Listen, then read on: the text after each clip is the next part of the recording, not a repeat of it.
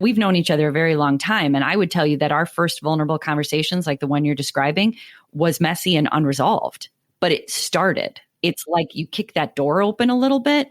Like the worst case scenario is you say nothing and you just hold it all inside and then have these resentments that build up. We all know how that goes, right? We all know what the end of that story is. Welcome to Tilt Parenting, a podcast featuring interviews and conversations aimed at inspiring, informing, and supporting parents raising differently wired kids. I'm your host, Debbie Reber. I am so thrilled to be sharing my guests with you today. They are a parenting super duo and co-hosts of the Zen Parenting podcast, and they are friends and colleagues that I just deeply admire and adore, Cathy and Todd Adams. A self-described spiritual and emotional mom and a logical and practical dad, Cathy and Todd started Zen Parenting 10 years ago as an outlet to share their real and vulnerable conversations, balancing their different perspectives while raising their 3 daughters. 600 episodes later, Zen Parenting is more than just a podcast. Cathy and Todd host parenting conferences, workshops, and retreats, facilitate online parenting communities, and run a parent coaching practice. Behind the scenes, Cathy is a licensed clinical social worker and a teacher. She's written several books and focuses on self-awareness and the empowerment of women and girls.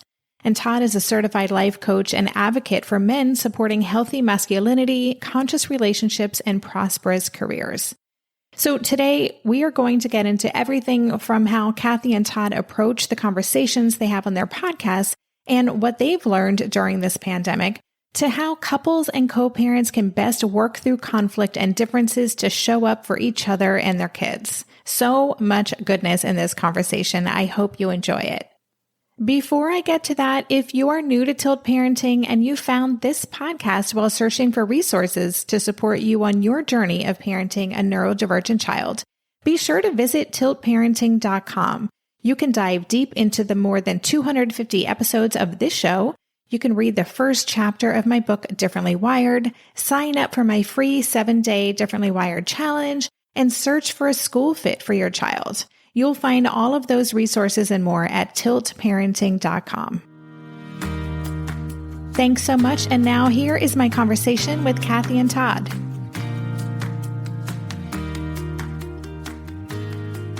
Hey, Cathy and Todd, welcome to the Tilt Parenting podcast.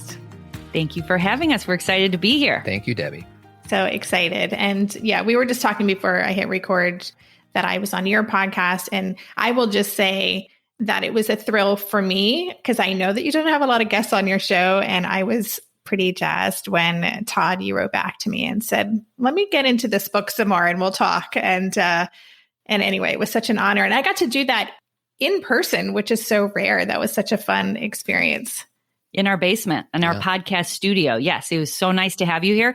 And as we were just saying before we started recording, your book really meant a lot to us. And I have said this a number of times, but I'll say it on your show, that when I read your book, Differently Wired, I realized that obviously it was your experience and you were talking about, neurodiversity and raising children who, have their own way of seeing the world. But I thought it was relevant regardless. I thought it was relevant to every single parent, that every single parent needs to realize that when they, 1 kid, 3 kids, whatever, that they need to see them as individuals and recognize their skills and their gifts and not try and put all of our children in the same box. So I just feel like you spoke to that so clearly. And as I told you, I used your book in my college class with my social work students to demonstrate that. So again, thank you for your work too. Thank you. So kind. Well, I would love to learn more about your work and about Zen Parenting, which you've been doing for a long time. Can you tell us a little bit about, this could be a whole show, but I just would love to know about the origins of Zen Parenting, what made you decide to do it, and kind of who you both are as individuals and what you bring together to Zen. So 10 years ago, Cathy wrote her first book and she was interviewed on this thing called a podcast. Nobody knew what a podcast was, or very few people did. And Cathy's like, I really like this format because radio, there's always all those commercials. She's like, I really like this platform and I would love to start my own podcast. And she talked to the people that interviewed her saying, how do I start it?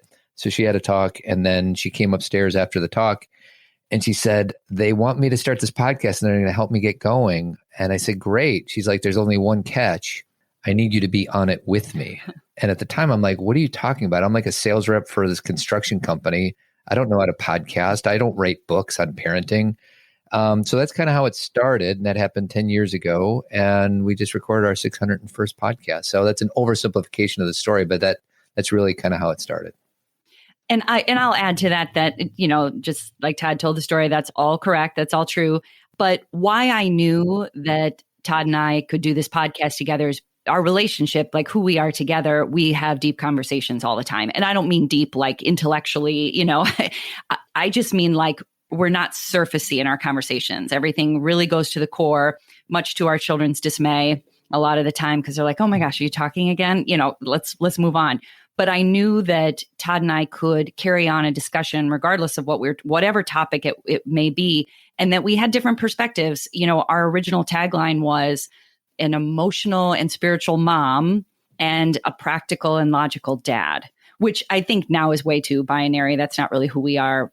After 10 years, we kind of see ourselves, more whole. We all have those pieces. But that's really how we started out, is how do we find this balance between people who see the world differently? And, and there are some truth to it. Todd's more extroverted. I'm more introverted. We have a lot of differences. So we experience not only our relationship, but our parenting and just the world as a whole differently. So the discussion is essential. Yeah. And one of the things, first of all, I love your podcast, and my husband doesn't actually listen to a lot of podcasts. Even my podcast, I really have to push him to listen to a specific episode. But sometimes when it's just the two of us in the car, I'll be like, let's listen to Cathy and Todd. And it's a great one to listen with a partner. And you guys are so vulnerable about your own learning, about your own process. I've heard you guys show up with so much vulnerability in the past year around everything from racial reconciliation to like everything that's been happening in the world. And so I'd love to know a little bit about, how do you even approach those conversations? Do you plan a lot in advance? Do you say, we're going to do this, and you just dive in? So some of them have a little bit more planning and intention behind it, but after doing over 600 of these, most of the time I'll say to Cathy either the night before or the morning of recording, what are we talking about? And she'll just come out with a quote or an article, and then we'll just riff. I judge that we have been a little bit more vulnerable and a little more opinionated. As soon as a certain person was in the White House 4 years ago, we got less scared to speak our truth and to speak specifically about racial equality. And I think the first X amount of years, we were a little bit more like, let's just not sanitize it, but let's not take a stand. And Cathy, you tell me if you think differently, but I feel like we're a little bit more standing in our own, power, I guess. I don't know. 10 years ago was such a different time. Like I remember the first show you and I did about like common sense gun laws. And I remember being like, wow, this is, we tried to walk the line of let's just make everybody happy, right? Let's, this is about parenting. So let's try and walk that line of having everybody, listen to this and everyone's going to get something from it. And then things started to happen in the world, as they do, as Todd said, even prior to 2016, where we were like, I can't talk about this inauthentically, because the whole gist of the show, like why we call it Zen Parenting, there's many reasons, but the gist of it is that life is uncertain. You're always growing. You're always evolving. Pay attention, be in the moment, right? Zen Parenting doesn't mean be a chill parent. That's not the way we take it. It's about, look at yourself, notice what's happening, pay attention to what's happening, and be there for it. You have to bring your full self and your humanity to every situation. And I feel like what's happened over the course of 10 years for Todd and I is we have just grown up. And, it's funny to say, because we started the show when I was 39, Todd was 38.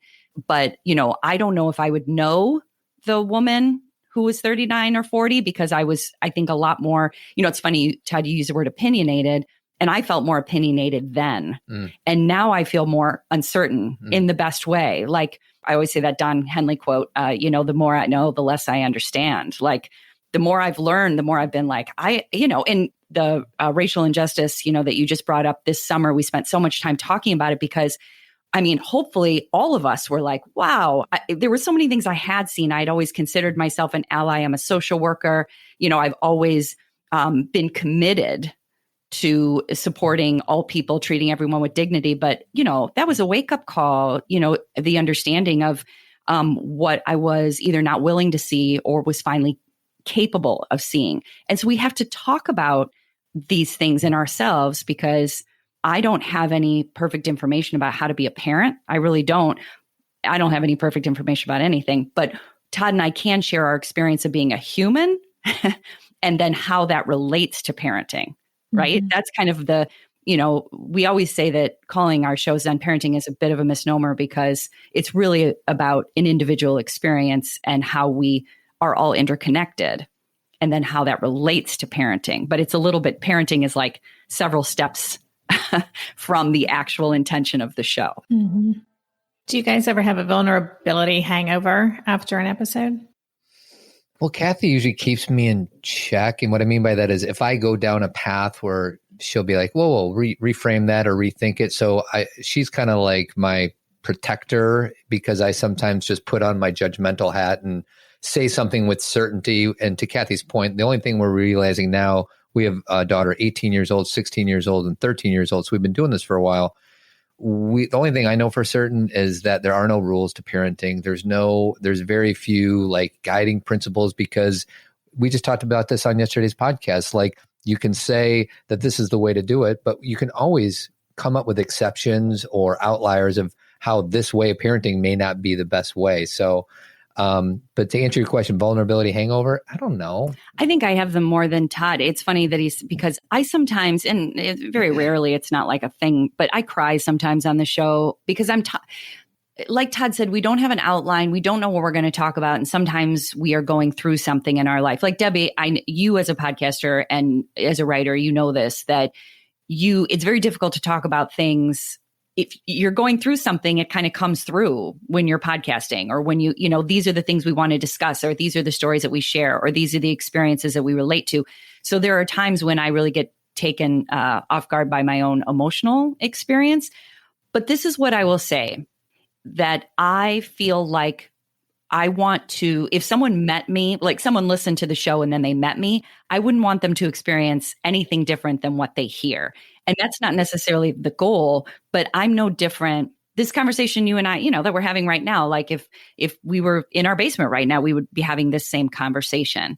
And that's the goal and intention. So it dissipates that vulnerability hangover, because I don't feel that it's the truth. This is who I am. And so there might be people who say, oh, I'm tired of talking about that, or or we don't feel that way, but that's okay, because I feel okay going to sleep at night. And there's very little difference between podcast Cathy and non-podcast Cathy, and podcast Todd and non-podcast Todd. Like Cathy, the reason we started this podcast was because we were having these conversations anyway. So we're like, let's try to have these conversations in front of a microphone and see if anybody will listen. And thankfully, a handful of people are listening.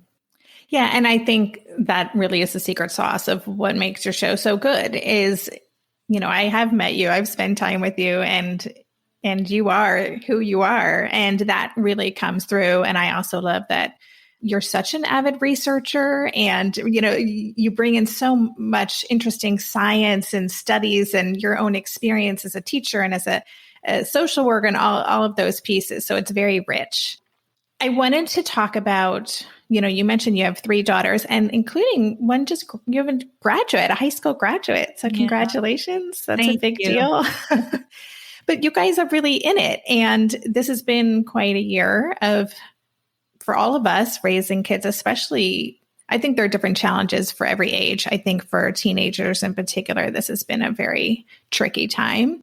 And I'm just wondering if if there's been one or two takeaways. I don't want to say gifts, because I know everyone's experienced this pandemic differently, but is there something that you're going to be taking with you from this time that you want to share? Well, one thing I will say, Debbie, is that this year, and I like the way that you're framing the question, because there are gifts underneath it. It's the both and, right? It's what I know for sure is that 2020 was a lot of crisis and a lot of dealing with challenges in the moment and just getting through and keeping going. And I feel like this year is really about our mental well-being. And not that it wasn't before, it was, but it was a little more crisis-based, where it was just like, let's go to sleep and let's start again. And I am seeing and experiencing personally, it's not just other people, I'm experiencing it too, kind of the fallout of what we've had to go through. And it's not like it's over. I mean, there's still so much unrest and so much challenge that, people are experiencing right this moment. But a lot of us who are maybe coming out more of the, having to be isolated and maybe seeing more people, is that I'm seeing how that affected each member of my family. And while Todd and I were during the process of 2020, very conscious about let's like drive, because we live outside Chicago. So we would like say, let's go away for 4 or 5 days to go to Michigan or go to Wisconsin, or we were trying to keep it going. We understood the mental wellness component and to not be stuck, but there was no way to avoid some of the things our girls had to go through and what we had to go through. And what is most important to me, similar to kind of on the show and talking about our experiences, is that in our house, we have conversations about all of it. And it's very messy. It's not, like you said, my girls are 18, 16, and 13. So think of all the experience, all the things that they had to let go of and then rejoin and find themselves in the midst of all this. It was a lot. But it's interesting to even have this conversation because, and you know this, Debbie, because you listen to our show, is that Todd and I will discuss our girls in terms of like, oh, I went there with my daughter or whatever, but we really don't talk about them on the show. It's kind of this interesting where I think everybody thinks they know our kids, but the truth is they don't really know, we may talk about something from, when they were 3, but this is their life, right?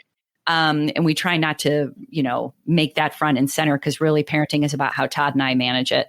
But I will just say that to me right now, mental wellness and mental well-being is the primary issue with not only myself, but with Todd and I, with my girls, with my students, with my clients, in my writing, on the podcast. And it kind of always has been, but now I feel like we're talking about it more. Like, now I feel like people are like, oh, that's what trauma is. And now we understand what an ACE score is. And now we understand how we are neurobiologically affected.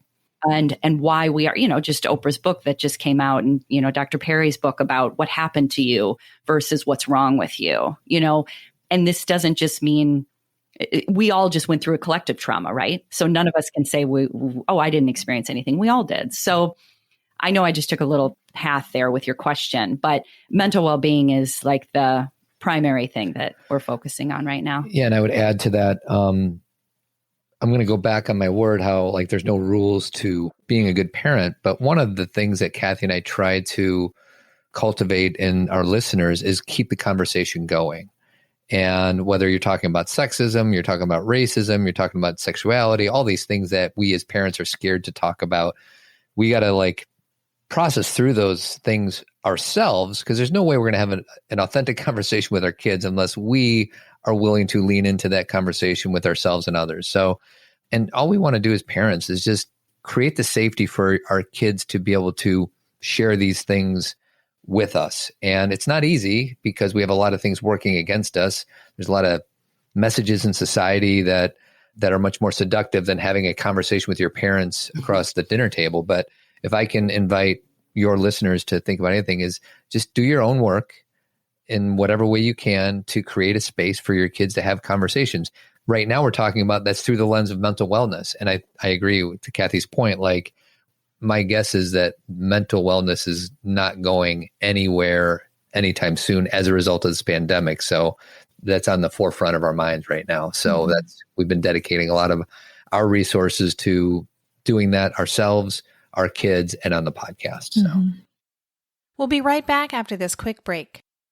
Maybe I've watched too many seasons of The Amazing Race, but every time I have to go somewhere on the subway, I treat it like a competition. It's all about making the right gut decisions about which route will get me there the fastest. Sometimes those decisions get me where I'm going early, and other times my gambles don't really pay off. Probiotics can't help with most gut decisions, but if your gut needs a little support, Ritual has your back. Their Symbiotic Plus, a 3-in-1 supplement, has clinically studied prebiotics, probiotics, and a postbiotic to support a balanced gut microbiome. I've been using Symbiotic Plus for about 6 months now, and it's become a core part of my morning routine.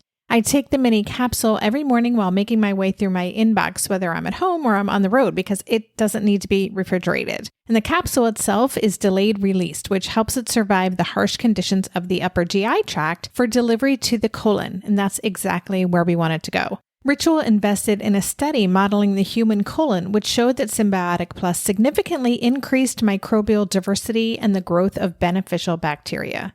There's no more shame in your gut game. Symbiotic Plus and Ritual are here to celebrate, not hide your insides.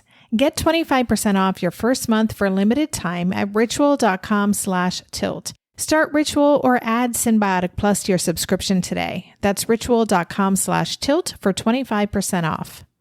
During this month of planning and organization for big transitions, rhythms and routines have been absolutely essential for our physical and emotional well-being. So Green Chef nights are reliably and predictably a good night. We know the ingredients will be fresh and prepped, the instructions easy to follow, and the meal delicious. We're all still talking about last week's turkey tacos with mango chimichurri sauce, refried beans, and Monterey Jack cheese. Green Chef contributes to a healthy lifestyle with easy and delicious menus like fresh seasonal salads and grain bowls. And with over 80 weekly meal and market options, plus rotating options to suit a variety of lifestyles, whether Mediterranean, plant-based, calorie-smart, keto, protein-packed, gluten-free, there are always plenty of options to choose from. Whatever you select, you'll get farm-fresh ingredients, organic whole fruits and veggies, and premium proteins, all delivered straight to your door. I love those 4 words. Straight to my door. Oh, and one more thing I love about Green Chef, they have an app, which means it's easy to manage meal preferences and delivery from your phone if you want to. And I, for one, want to. I am in that mode where I'm making the most of little moments like waiting in line at the pharmacy or for the F train to pull into the station to tackle all of those to-dos. So the convenience of an app is key for me. Green Chef has a special offer for Tilt listeners. Go to greenchef.com/tilt50 and use code TILT50 to get 50% off plus 20% off your next 2 months. That's 50% off plus 20% off your next 2 months when you use the code TILT50 at greenchef.com/tilt50. I had the joy, actually my last trip before everything shut down was going to the Zen Parenting conference in, I guess it was March of 2020. Mm-hmm. And that's something I so appreciated was you had a wonderful conversation about how to talk to your kids about sexuality. You had a wonderful conversation about gender identity. You really model a way of respectfully cultivating relationships with our kids so that they can really grow up feeling a sense of who they are and safe and confident about how to move through the world. So that's just something I admire so much about the work that you do. And I also think you model it so beautifully for your listeners. Thank you. Well, and it's their reality, right? Like I kind of feel like Todd and I are just always playing a game of catch up. Like we said, my oldest is 18. And she has taught us so much about identity and about sexuality and about, how people see themselves and how they experience others. And, so we're kind of like, she's giving us this new perspective where then we are working hard to educate ourselves, not only about what teenagers may be experiencing, but also for ourselves of unlearning things, unlearning what we learned as Gen Xers, right? Mm-hmm. And so, one of the things you're referring to is like we had a panel of teenagers and adults who identified as non-binary or transgender, and just to be asking, first of all, they shared their story, but then asking the questions about pronouns and how would, and what language do we use, and not to gawk and be like, but to say, okay, now I know how to treat everybody with dignity. Now I know what language to use and why pronouns are important. And I think sometimes when something is new, we push it away and say that's too difficult, or we balk at it and say, I don't want to do that, or don't ask me to do that. Because we don't want to mess it up. Yeah, because 2 reasons. Number one, we're afraid we'll mess it up and be embarrassed. Or number 2, we then have to open all these doors in our brain about ourselves, mm-hmm. right? Like, what does this mean? And I like these boxes that people belong in because it makes me more comfortable. So a lot of times we push things away that we don't understand out of fear.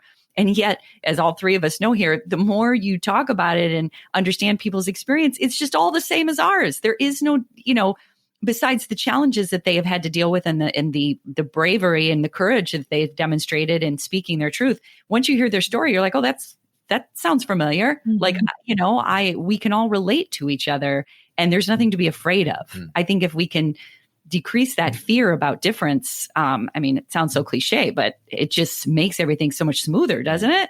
100%. And, you said the word unlearning, and I feel like that's what all of this is. And that's what you guys are unlearning out loud for the rest of us. And then that kind of sparks us to examine. So I want to talk about parenting, co-parenting. So one of the challenge areas for all parents, of course, but this comes up all the time in my community of parents raising differently wired kids, is that so often the two parents are on very different pages. And that obviously creates a lot of tension, especially when you're raising a neurologically atypical kid. The stakes can feel higher.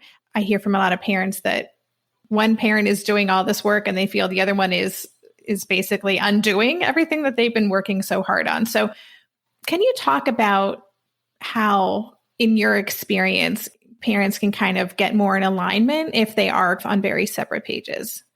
Yeah. This is our most common question it is, and not exactly the way you said it. It's usually addressed to Todd. Mm-hmm. Like, how do I get my husband to listen to me? Or how do I get my husband to this conference? Or how do I get my husband to listen to this podcast? Because our husbands are too busy going out and, I'm totally overgeneralizing, but I was just having a conversation with a friend this morning and he got lost during the pandemic because he dedicated all of his energy towards his work because he was worried about the money and worried about the mortgage payments. And I know that there's so many examples out there where the woman makes more money than the man, or the man stays at home and Mr. Mom. But we've grown up in the society where I was taught that the way you are as a father is how well you can provide the financial means, and the emotional stuff is left to the wife. And that's a lie that we were taught. As a man, I have just the same amount of capacity for nurturing and love as Cathy does, but I have to unlearn all of that stuff. And it's not an easy thing. What I would say to anybody who's struggling between two couples, I think the reason Cathy and I have a really strong, healthy marriage. It's not perfect. It's not supposed to be perfect. We have our own share of hiccups that happen. But most of the credit that I give the health of our marriage is because we're both doing our own work. We're working on ourselves. We're trying to bring our own understanding of self so that we can bring some happy and contentment to the other person. What happens a lot in a marriage is they look to the other person to make them happy. And that's, I don't know if it's even possible. So. Well, and, when it comes to, that's like the first stage, right? Is like how you treat each other and it's like so interesting because we could go back even before we started the podcast, like what we both realized we had to do and talk about vulnerability is really say what we needed, right? Which sounds so simple, like go to your partner and tell them, and there's nothing gender specific about this. It's true with same-sex partnerships, like, go to your partner and say what you need. But it's really the most vulnerable thing because then what you're telling them is really who you are. And sometimes who you are, maybe society told you wasn't okay. And that can be things like, I kind of grew up always believing that my sensitivity was a problem, or that my need for alone time or my introversion. And just to be clear, people on your show probably know the difference, but extroversion is getting energy from the outside world. Introversion is getting energy when you're alone. It doesn't mean you're shy or that you don't like being with people. It's just, I need to be alone. And I am also very sensitive to the world. So to tell Todd that, if I've grown up thinking those are weaknesses, that can feel very difficult and very like I'm really laying myself out there. But what that does, what that process starts is authentic conversation, seeing each other, understanding each other better. And I know your question was about parenting, but that's the beginning of the parenting part, because then you see your children through those eyes too, instead of, what's wrong with this kid, or I'm going to do this, or I'm going to parent my kid regardless of their challenges, gifts, or issues, the same way I was parented, because this is the way society wants it. And we're trying to create a formula for parenting, which can often, that's where a lot of the headbutting comes in is, well, this is not how I was raised, or I don't want people to think. I mean, how often do you hear that statement? I don't want people to think. And I'm always like, who are the people? And what's all this thinking that we're unaware of? Like, that's all internal. That's all an unacceptance of either yourself or that, a belief that what's most important is what everybody else is saying about your family or you or your marriage or your kids. So it all starts with this conversation between Todd and I, and then that's how we end up coming together about the girls. And let me be clear, this is constant discussion. Like, we are not like, oh, every morning we wake up on the same page about the girls. I mean, we've already had 2 discussions this morning about what's going to happen here, or you're not seeing this, or we're not big fighters or arguers, but we definitely stand our ground about things. Like, I have a very clear perspective and Todd has a very clear perspective. And there's not like one is right and one is wrong. It's, we need to blend them. Well, and you talked about the formula, how it's, I think a lot of us have the parenting formula reversed. So in other words, I'm a father and I'm going to pour all of my energy into being a father. And then I'll make sure I'm a good husband. And then if I have anything left over, I'm going to take care of myself. And I feel like we need to at least consider the possibility that maybe you fill your own cup first, and then you really try to have a deep, authentic relationship with your life partner if you happen to be in that situation. And then, and hopefully there's enough for everybody for each of those things. But what I want for my daughters is whoever they choose to have life partners is somebody that's going to treat them nicely. They're going to learn a lot more about how to find somebody based upon how I treat Cathy, as opposed to anything I say to them. Like, they're just going to model what they see unless they are exceptional and they can figure out how to undo any baggage that I pass down to them. So. And because we're speaking so generally, we're getting wordy about this. And really the truth is like, can you say what you need to say? And does that other person hear you? And do they know that you're not coming after them or criticizing them as a human being? Like, because a lot of times the fighting back and forth of I'm going to do this differently is I'm going to demonstrate to you why I'm not wrong. And I know a lot of people don't want to admit that. These are, I'm saying this as a therapist, this is what I know. It's interesting because my whole line of work is focused on women, and Todd runs an international men's group. So we're very gender specific, even though we definitely run into the non-binary and transgender as well. There's a very or same-sex partnerships. We definitely focus on women, men. And so it really comes down to, and there's so layered, Debbie, because then we get into patriarchy and misogyny. Like, there's so many layers here, but it's being able to say what you need to say and feel valued. And sometimes in a partnership, there is a feeling, even though it's hard to admit, of I'm going to win this.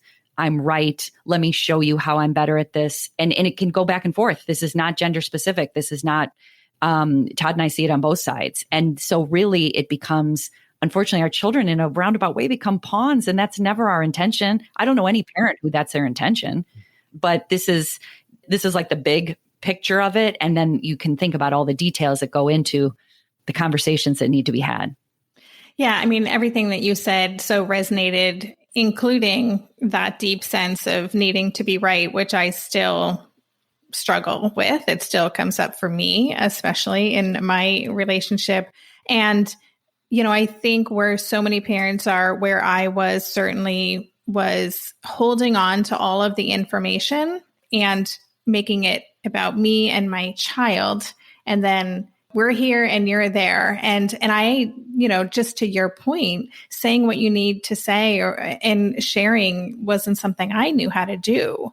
And it was pretty amazing. I talk about this in another episode where Darren and I sat down and shared our journey to kind of get on the same page of how I had to kind of learn how to say, and it felt so uncomfortable. And I'm still working on it. Right. And the partner, again, if there is a partner, needs to, or it only really works, I guess, if they're receptive to hearing that. We'll be right back after this quick break. Hey there, it's Debbie. I love making this show and sharing conversations about how to support our awesome neurodivergent kids. I've seen how even one little insight from an interview can spark a big shift in daily life. But I know that raising complex kids can be messy and lonely. And just when we think we figured it out, something comes up that boots us right back to feeling overwhelmed and stuck. That's why I've poured everything into creating a way for parents like us navigating complex parenting journeys to join together and chart a path that feels positive, hopeful, and doable. It's the brand new Differently Wired Club experience. In the club, you'll get personal support from me and other seasoned parent coaches, 6 live calls every month where you can connect and get your personal questions answered, the opportunity to learn directly from authors and experts like I have on this show, monthly themes for getting specific and tactical, an exclusive private podcast feed, and the best, most generous community of parents. Seriously, these folks show up for themselves and each other, and that right there is really everything. Because it's a daily reminder that we're not alone. Our kids aren't broken, and we have totally got this. The recently rebooted Differently Wired Club is on a brand new platform with its very own iOS and Android app. It is such a great space. However you learn, whatever your style, no matter the ages, genders, and neurodivergent profile of your children, the Differently Wired Club can help you cultivate the positive shifts you're hoping for. Join us today by going to tiltparenting.com/club. That's tiltparenting.com/club. I hope to see you on the inside. If you like this show, there's a decent chance you'll also enjoy the Shameless Mom Academy. Hi, I'm Sarah Dean, the founder and host of the Shameless Mom Academy. The Shameless Mom Academy is a podcast for moms that centers moms more than it centers your kids. I'm not going to teach you how to make baby food or how to make your 3-year-old or 13-year-old stop having tantrums. Instead, I'm going to bring you back to yourself. For the last 20 years, I've been helping moms through growth and transformation. Inside the Shameless Mom Academy, I help you identify who you are and who you are becoming. Look, motherhood is hard. It brought me to my knees many times and sometimes still does. Returning to who I am and who I am becoming allows me to decide how to show up in all those sticky motherhood moments, but also in all my other relationships and in all the ways I show up in my various communities. So come check out the Shameless Mom Academy wherever you listen to podcasts. I'm willing to bet you'll leave feeling a little inspired and maybe even completely fired up. And you'll probably laugh a few times because I promise we never take ourselves too seriously over here. With 700 episodes to choose from, you're likely going to find something that sparks and speaks to you inside the Shameless Mom Academy. Because you both coach and work with, Todd, you work with primarily with men, Cathy primarily with women. If one of the partners does come with vulnerability and says, this is, my experience, and not in a shaming way, but just like, let's get on the same page, and the partner isn't receptive to that, there's still value in that, I assume. And we're still kind of doing our own work. And how does that resolve itself? And there's no typical, but I would say that I would just call that the first conversation. Mm-hmm. Because I would say if you were to really go back and live with Todd and I over the past, because we've been married 19 years, Todd. Mm-hmm. I think this year was our 19th anniversary, is that we've known each other a very long time. And I would tell you that our first vulnerable conversations, like the one you're describing, was messy and unresolved, but it started. It's like you kick that door open a little bit.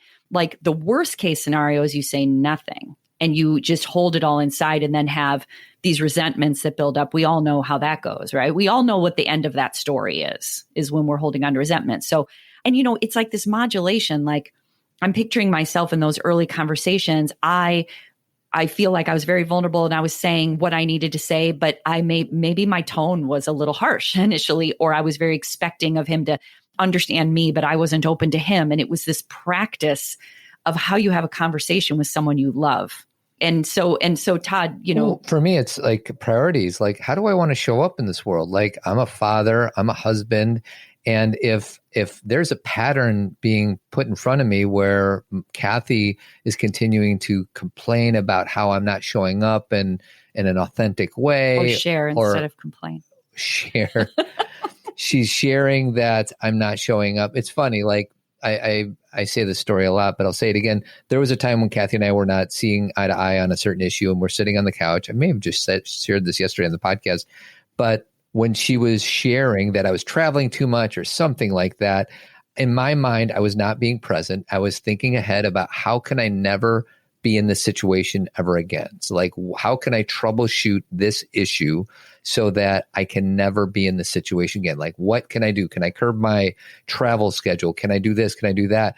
And what I realized was that was backwards. What all Cathy wanted was for me to be present in that moment. and I wasn't being present. I was trying to reverse engineer, troubleshoot a future event that has yet to happen. So where I come back to is I just want to be as present as I can in the moment when I'm with my kids, with my wife, with whomever. And it's a practice that needs to be nurtured. I do it through meditation, and sometimes I get on a run of 30 days in a row and then I'll screw up. But getting back, like, how do you want to show up in this world? And if the results of your marriage is that there's a bunch of people that are not being nice to one another, then what are you here for? And I challenge the men who may be listening to this, take 100% responsibility for how you show up in this relationship. I've been in the bar where the guys are complaining about their wives complaining about them. Mm-hmm. And I'll say, is there any truth to whatever it is they're complaining about? Because, our ego is designed to get us defensive and drop us below the line. And we just want to protect our own ego. And instead, can we inquire within saying, is there any truth to whatever it is that's being presented to me? And the other thing is, whenever Cathy and I are really going sideways, it's when we're both in this reactive state. And it's rare. Usually one of us can rise above and create the space for what I'll say unfair, venting.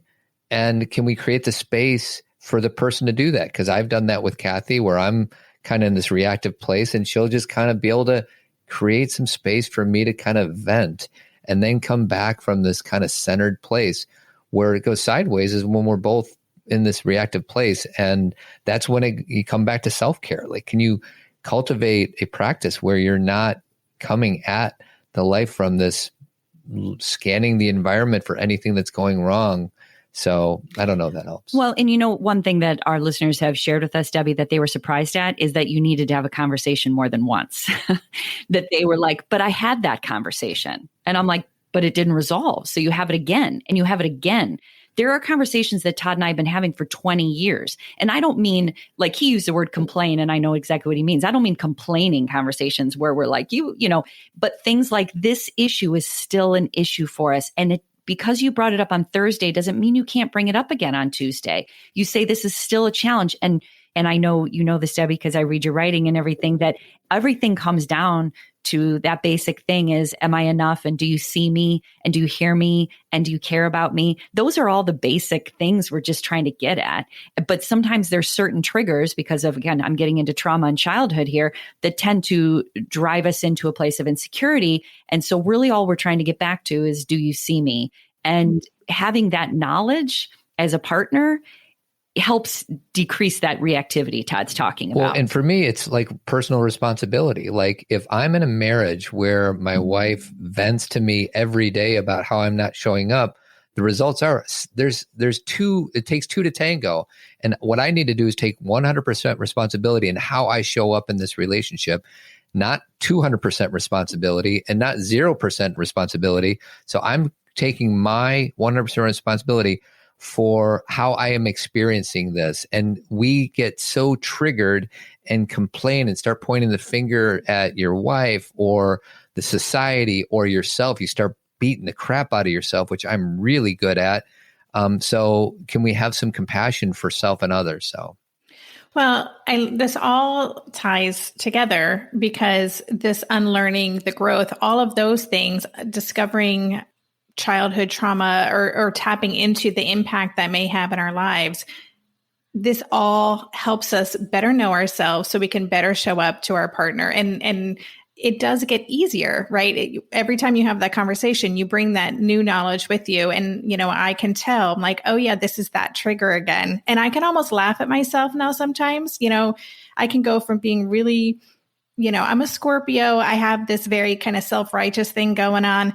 But I can go pretty quickly to all right. So, all right, I know I overreacted, but this is why. And so I think all of that unlearning that we're doing and the examination, it's worth it for so many reasons, but it can continue to inform and help us grow together with our partner. Again, if we're parenting with a partner. Yeah. And, just like you said, I may be overreacting and I see it, but can both things be true? Is it okay that you're overreacting because you're trying to understand something about yourself and heal something in yourself? Overreaction isn't necessarily a character flaw. It can be an arrow pointing at something that hurts inside of you.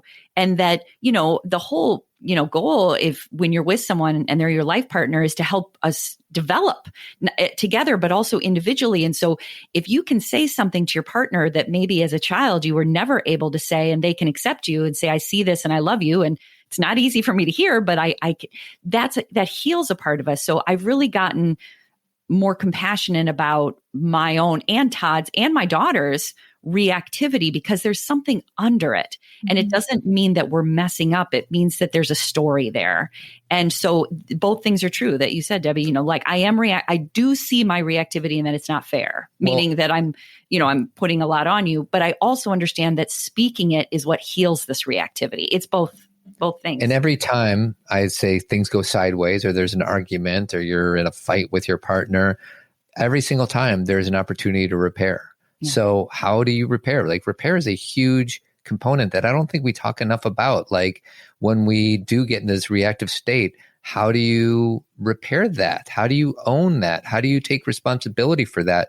And it's scary because we don't want to be vulnerable, but every time things go sideways, there is an opportunity. And my hope is that, something happened last night where Cathy and I were making plans, and we weren't seeing eye to eye on how to execute those plans. And I mentioned something last night about how we should probably kind of work through this. 10 years ago, I wouldn't have said a word, and I would have waited 5 days for her to have to shake me saying, how come we haven't talked about this? So I'm trying to get a little bit better at that part of it, is when we do feel like we didn't show up in the way that we're proud, how quickly can we start mending whatever it is that you just kind of broke down? Yeah. And I love just the repair. And I want to wrap up because I'm cognizant of the time too. But, we talk a lot on the show about repairing with our kids. Mm-hmm. And so I just appreciate the reminder that we do that with grown humans in our lives as well, including our partner. Before we go, I do want to get a little preview of the book that you're writing, Cathy. I was so excited to learn that you're going to be writing a book, and I get your emails where you're sharing some of your thinking that's going into that. So can you tell us about that? Absolutely. Yes, I'm so excited too. So you just said, my daughter, she graduated on Sunday. So she is done with high school, but I started writing this book when she was a freshman. And my whole goal was I want to have it done kind of for her, before she leaves. This is something that I've been trying to put together, all this, how do you put together 10 years of a podcast? Everything we talk about on Zen Parenting, because the book is actually called Zen Parenting. But life kind of made it around, everything with the pandemic and everything that's gone on in the last couple, 4 years, 5 years. The book is really about how to manage uncertainty in our lives and how to manage uncertainty as a parent and how to care for ourselves in the process. That's really what the book became. So it's structured with some foundational principles, and also kind of going through all the steps of this self-awareness that we're talking about. How do we access, what's going on in ourselves? How do we reconcile our history? How do we, stay open and realize that we're supposed to evolve rather than supposed to know? The idea that we know is a problem in itself, because we need to stay open to always seeing things from a different perspective. So that's what the book is about. It actually comes out in 2/22, which I love because that's my dad's favorite number. He passed away several years ago, but I'm like, of course it comes out in 2/22 because that was his favorite number. So, so soon. It's been a long time coming since, I think I started at, what was that, 2016? Did you say the title? Oh, Zen Parenting. Yeah. And was there a subtitle? Well, I kind of said the subtitle. It's Managing Uncertainty. It's evolving. Okay. Debbie knows the book process. You're changing it as you go, but it's uncertainty and caring for ourselves in the midst of uncertainty. So exciting. And so so we have it on the record, you'll come back and talk with us about the book when it comes out. I'm excited to do that. Thank you for inviting me again. Oh my gosh. Of course. I cannot wait. It's going to be great. And, I really like you guys. I'm just putting it out there. I really enjoy hanging out with you. So I just so grateful for the way you show up for all of us and the way you just share your journey with parents everywhere. It's just super inspiring and helpful. And I learn something every time I listen to your show. So I just want to thank you so much. And you want to take a minute and just tell people where they can connect with you and in all the different ways? ZenParentingRadio.com. It's pretty simple. Cathy does a Zen Parenting moment where it's like a 30-second read. She comes out Tuesdays and Fridays. So that's on the homepage is ZenParentingRadio.com. And a quick plug for this men's organization that I co-founded and am the executive director of. So if there's any male listeners out there that want to connect authentically with other men and skip the BS talk and just help you become the best version of yourself, I invite you to check out our website because most of what we do is virtual. It's menliving.org. And then our podcast comes out every Tuesday morning, Zen Parenting Radio. And like Todd said, we just finished 601 episodes. So there's plenty to listen to. Plenty. That is super impressive. And you have Team Zen as well. Do you want to share what that is? Yeah, it's just for people who really, really, really love our podcast. It's an opportunity for us to connect with them live on a Zoom call. And we have about 110 members, but on any particular day, there will be anywhere between 10 and 15 people. And they need support. They need advice. They're reactive. They need each other. They need each other. Yeah, it's connective. So it's $25 a month. And I would say start with the podcast. And if you like the podcast, then check out Team Zen. Awesome. Well, thank you so much. I will let you get on with your day. But it was great to see you both. And thank you again for everything you shared today. Thank you, Debbie. You've been listening to the Tilt Parenting Podcast. You can find links to all the resources my guests and I discussed on the detailed show notes page. Just go to tiltparenting.com/podcast and select this episode. If you love this podcast and want to help cover the cost of its production, please consider joining my Patreon campaign. For as little as $2 a month, you can help cover the cost of the hosting platform, editing, production, and more. Just go to patreon.com/tiltparenting to learn more. Lastly, please help this podcast stay visible and easily found by subscribing and leaving a rating or a review on Apple Podcasts. Thanks so much for considering. And that's all for this week. Stay safe, stay well, and take good care. And for more information on Tilt Parenting, visit www.tiltparenting.com.